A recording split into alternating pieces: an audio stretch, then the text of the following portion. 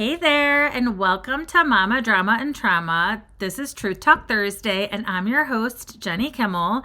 Today, I'm coming at you with a heavy heart for so many different reasons, so let's try to make it through this talk without any tears from me. We'll see if we can make that happen. First, before I dive in, I want to take a moment to say something very happy and special. This episode and parts of episode 5, we talk about Ryan and Derek's birthday. And since this is officially their birthday week, I want to wish them both a very happy 18th birthday and welcome them both to adulthood. The day that Derek dreaded when he was little is finally here. He used to say he didn't want to grow up, and I can't say I blame him. He would say he didn't want to be an adult and that he wanted to live with me forever. Well, the day is almost here and he's almost officially an adult now, and I think he's going to manage just fine and be a productive member of society. And Ryan, from the time he was little, he always has been a go-getter. He's always been a hard worker. He has always loved doing adult jobs, even when he was itty-bitty. And that's exactly why I know he's going to be amazing at whatever he chooses to do in life. I just want to say how incredibly proud I am of both of them, the men they've grown to be, the kind, funny, amazing kids they are. I couldn't have asked for better sons, and I know they're both going to do incredible things in this world. And I really hope they enjoyed this last year in high school because the next step is the real world. So, Ryan and Derek, I'm wishing you a very happy 18th birthday week. I love you both the most. Now, let's go ahead and get into Truth Talk Thursday. And I want to be really honest with you guys right here at the start. This was one of the hardest episodes I recorded so far. I cried through telling parts of it. I cried remembering the loss of people I loved. One of the hardest moments for me was talking about my dad the night before we lost him, when I needed my husband's hugs and his arms around me the most. Sharing that memory brought me right back to that exact time. And I broke down. I got super emotional when I talked about his family, about the love and support they always showed me, even when everything was falling apart. And then the grief of realizing I was losing them too. People who had been a part of my life, my family, for more than 22 years. This episode wasn't just about losing a marriage. It was about losing layer after layer of people I loved. My dad, my husband, his family, all in such a short amount of time. And sitting here today, even telling you this, it still brings me sadness because grief isn't simple. It doesn't have clean edges, and it comes in waves. And this week, while recording, I felt every one of those waves crash over me.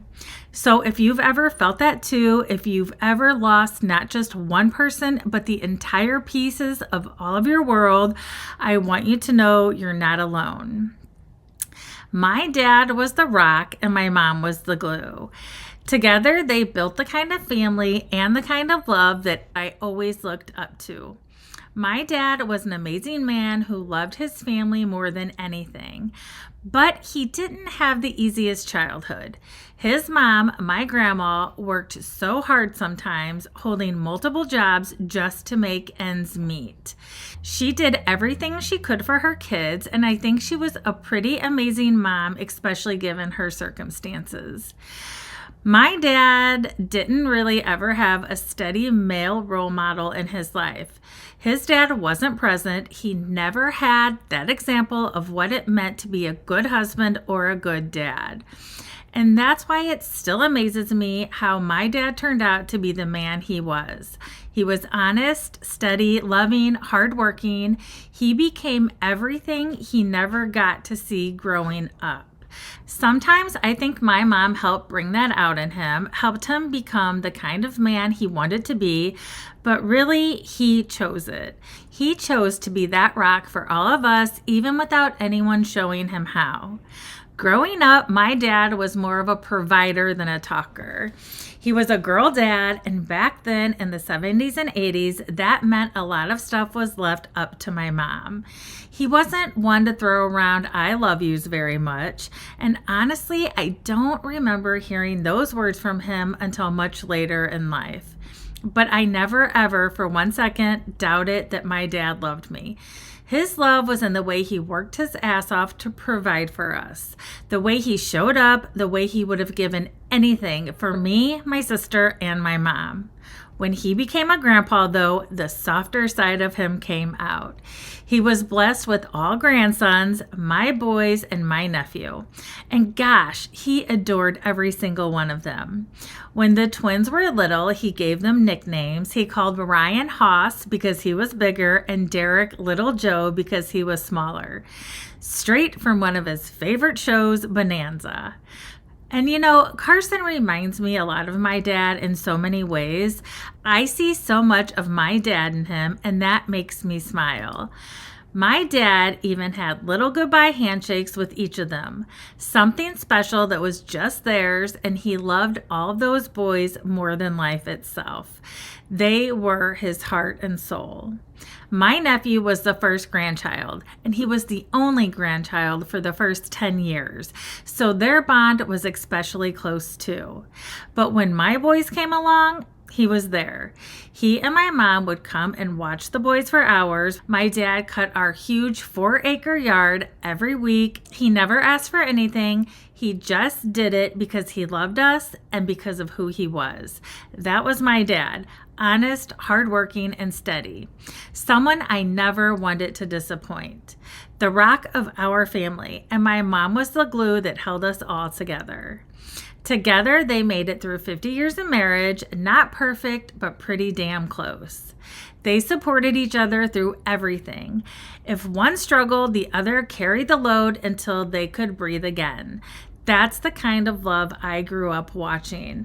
That's the kind of love I wanted. I needed my husband's hug that night because we knew my dad probably wouldn't make it much longer. My mom stayed at the hospital the whole night. My sister stayed there until about 1 a.m, and that was around the time my husband's flight got home. So when he got home, he stayed with the boys so I could go relieve my sister at the hospital. And I stayed the rest of the night with my parents. Neither my dad nor I slept very much at all that night. He was on hospice and wanted so badly to go home. My cousin Bobby was there to help us every step of the way. She worked in the field and was so familiar with all the processes. But more than that, she loved my parents just as much as we did and wanted what was best for my dad. I will never forget, my dad kept asking me to put his slippers on that night, so he'd be ready to go home when they released him later that morning. His feet were so swollen, so I kept telling him, let's just wait until it's a little closer to that time, and then I'll get them on you. We talked, we laughed, we even joked about the TV in the background.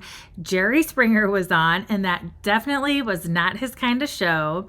He looked at me and asked, "You like this show?"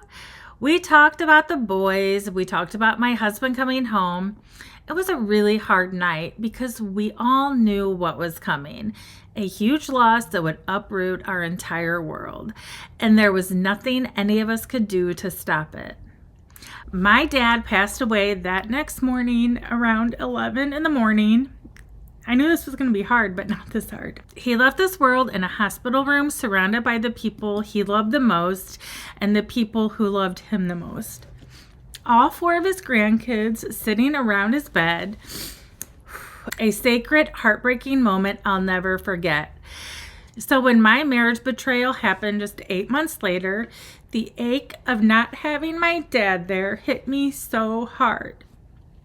I longed for his advice, his steady voice, and his presence. I know he would have been just as devastated as the rest of us. I know he thought the world of my husband.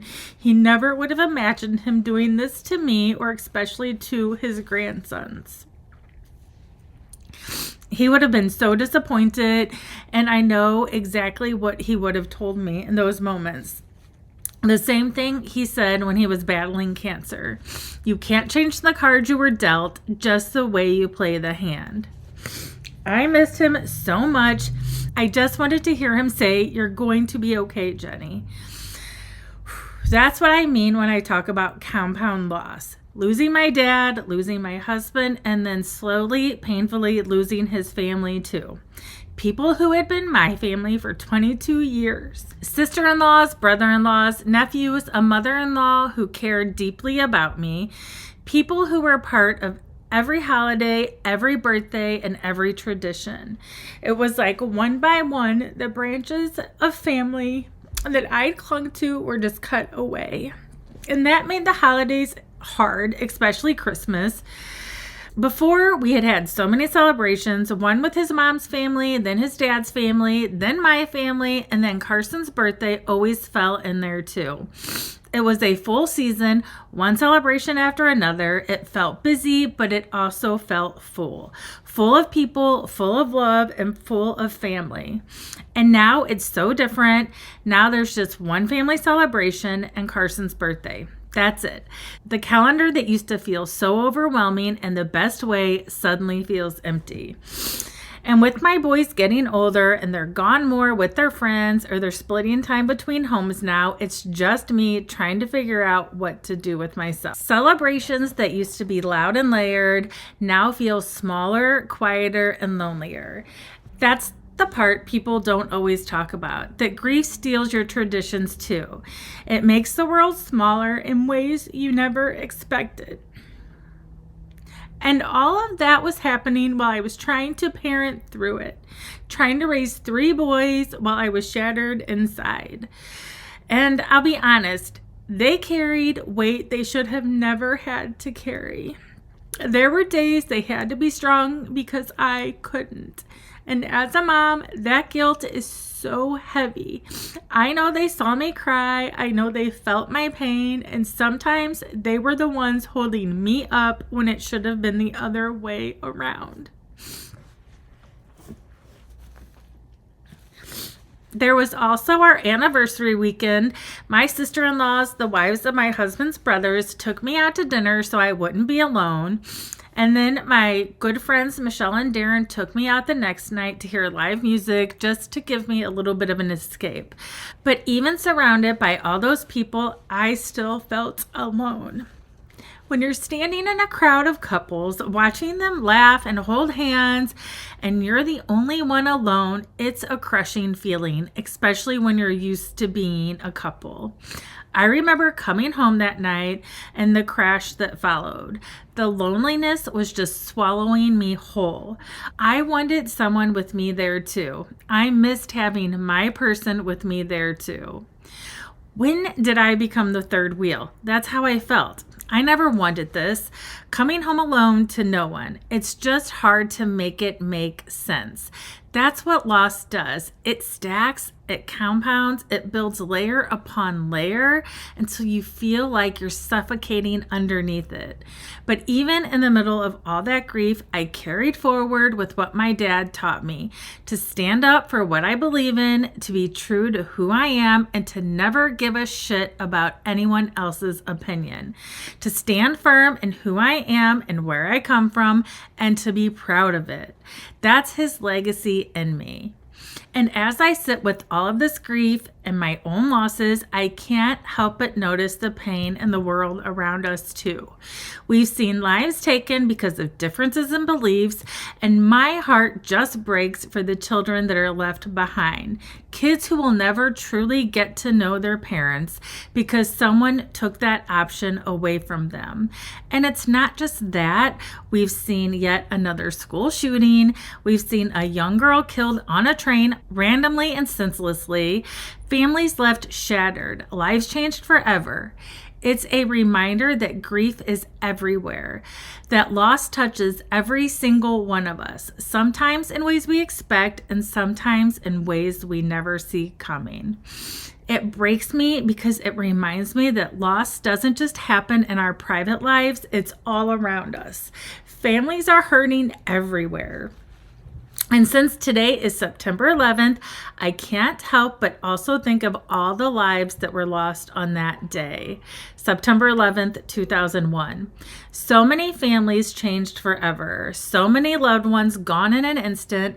It's a reminder that grief is everywhere, that loss touches every single one of us, sometimes in ways we expect and sometimes in ways we don't. So if you've ever felt the weight of compound loss, if you've lost not just one person, but whole pieces of your world, I want you to know you're not alone. Grief is messy, it's layered, and it comes in waves. And sometimes surviving is the bravest thing you can do. You can grieve and still be a parent. You can feel guilty and still show up. You can cry, obviously like me, and still be strong. The two can exist together. And if all you're doing right now is surviving, I want you to know that's enough. As always, you're strong, you are worthy, and your story matters. Until next time, take care of you.